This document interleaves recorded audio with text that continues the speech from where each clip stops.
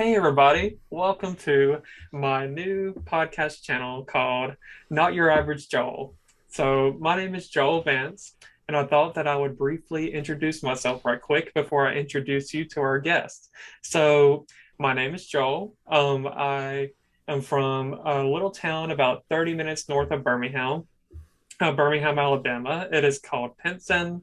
I was born and raised here, and I actually still live here. So I'm I have no reason to move out right now. I'm still just enjoying the town that I live in, and anyway, the reason why I wanted to create this podcast is because I've grown up like really like an introvert and really quiet, and I thought that this would give me an opportunity to step out of my comfort zone and to really like put my voice out there and to really get to know other people and their walks of life. I invite people from all ages and stages of life, and people from all over the nation. I know a few people from other countries as well, but anyway, so I thought that that would be like a great way of like doing my podcast and like to really get to know people and for people to get to know me. So I currently work at Coca-Cola. I am an IT data operator, and I've been there for about 3 years. As far as schooling, before I started at Coca-Cola, I went to Jefferson State Community College, not far from Birmingham, Alabama, and I got my associate's degree there.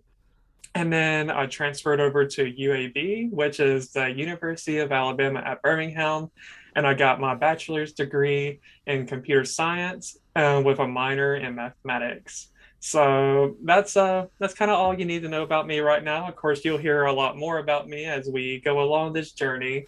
But uh, but I first want to introduce you to my first guest. This is my friend Alex. I've known him for a few months now. We actually met on this app called United Young. It is a Christian dating slash friendship app. And we met, of course, on the friendship side. And we've kind of gotten to know one another. We've had a few different FaceTime calls, and we are in contact just about every day. And I've really enjoyed getting to know him. And I thought that he would be a great first guest to have on here. And some of our topics are, very lighthearted and fun, while other topics may be a little bit more serious and intense. Today's topic is a little bit more of an intense conversation. So, I think it's something that both me and Alex can relate to, and we can kind of like talk about our experiences with this topic. But before I get to that, I would like for my friend Alex to introduce himself and like give y'all a little bit more info about like where he goes to school and where he works and where he lives. So take it away, Alex. Hey Joel, hey guys. I'm so honored to be the first guest here. I'm Alex Kirsch. I live in Boise, Idaho. I wasn't raised here. I wasn't born here. I was born in Houston, Texas, and my was in the army, so I moved around a lot. But I live here now in Idaho. Um, Home of the blue field and potatoes, apparently. Come on, potatoes. So I work at Starbucks. So I drink coffee all the time.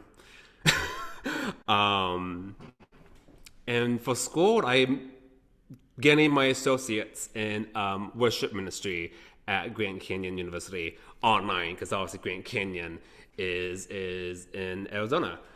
But I did try to go to a Boise Bible College here, but it didn't work out. So I'm going to GCU now, and I'm almost done. I'll be done. Um, if I didn't have my Christmas break, I would have been done like the week of Christmas. But because I have 2 weeks of Christmas, I'll be done the first week of January. So pretty much by the end of the year, I'll be done with my worship degree, and we'll see where God takes me after graduating. Yes.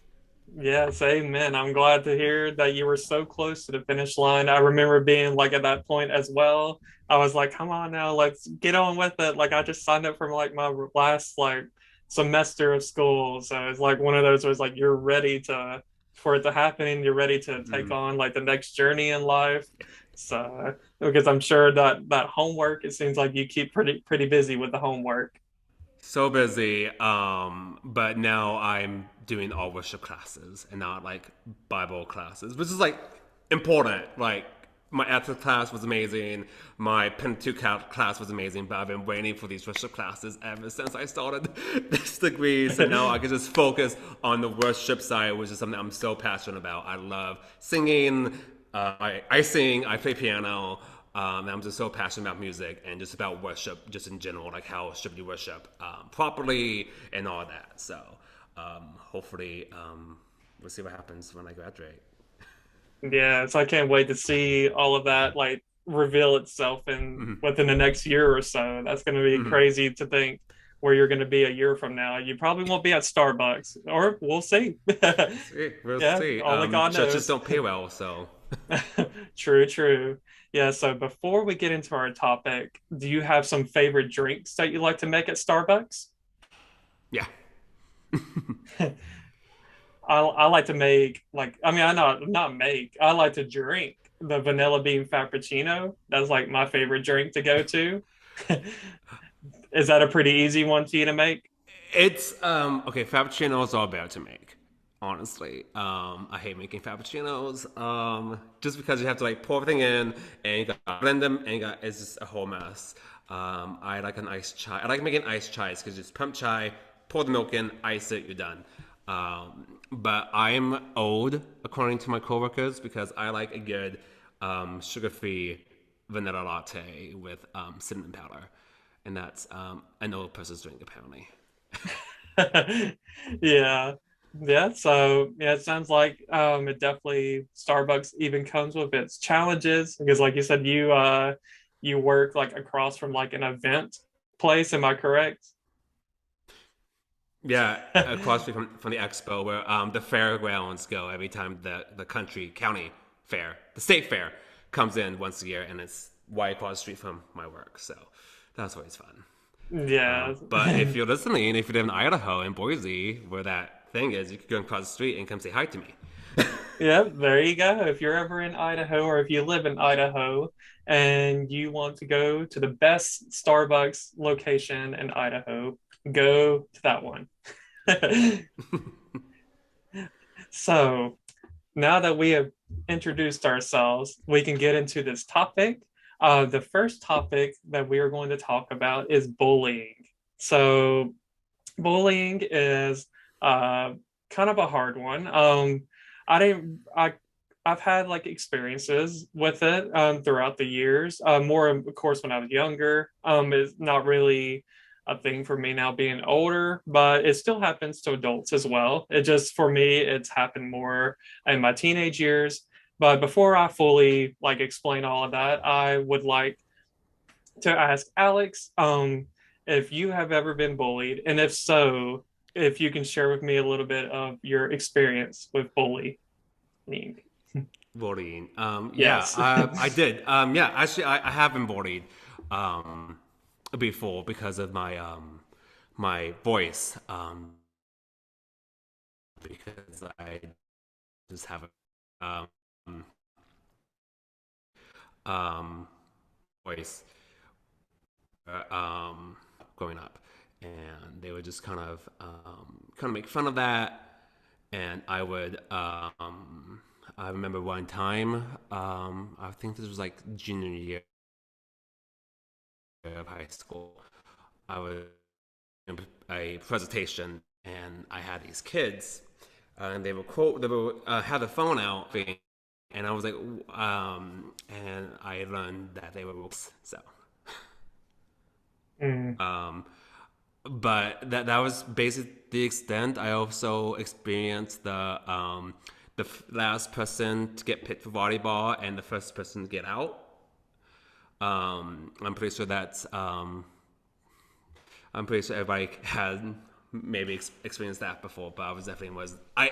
But I caught on to the games and I chose to get out because I caught on. I was like, I don't care anymore. Just would literally like stick my foot out and hit me, and I would just be out because that's how they wanted to play. So Yeah, I definitely can relate in a way to like the, kind of being like one of the last people that were picked. It's like they overlook the people that are not popular.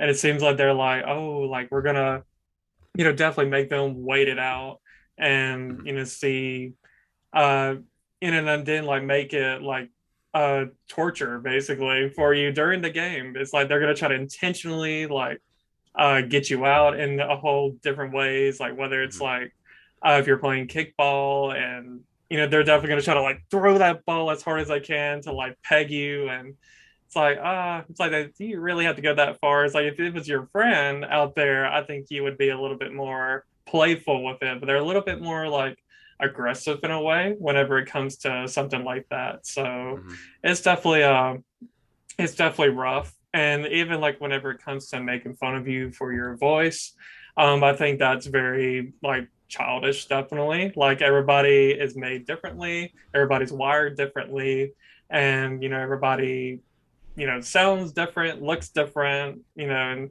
so it's definitely like I know even with me, like I feel like I have like a very monotone voice. And I never got made fun of it, thankfully, but it's definitely still just hard knowing that people can just make fun of somebody just for the way they are, just something that they were born with that they can't help mhm, and mhm. have. So I definitely hate to hear that. But um how have things uh been now? Like, do you feel like you have gotten away from like that kind of I guess, do you feel like people still like give you like a hard time for your voice, or do you feel like it's gotten a lot better over the years? It Excuse me, I'm in my apartment's clubhouse, so pardon the kids. It's definitely gotten easier over the years because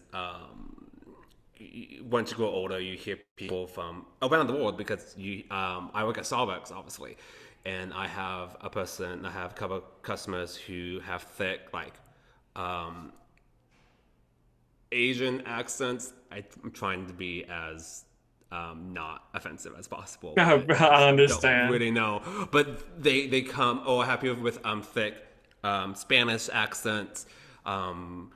And it could be hard to understand, but you know that we're human, we're adults. We just take time to do that. So over the years, it's gotten easier because people just learn that okay, maybe he's not.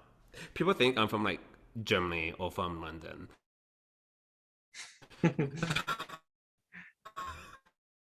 um, they no, I'm from the so I still get asked sometimes by customers and I shut off and try to not engage because it still hurts.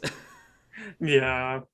Yeah, I could definitely see how something like that would be hurtful. So, like I said, I do I hate to hear that things like that still can happen. Like just people are just all around just very immature, like as a society. It's like it's pretty sad that like we still had to like tear each other down and like make others feel like they're like worthless in a way, or Mhm. like something like that. So I hate to hear that.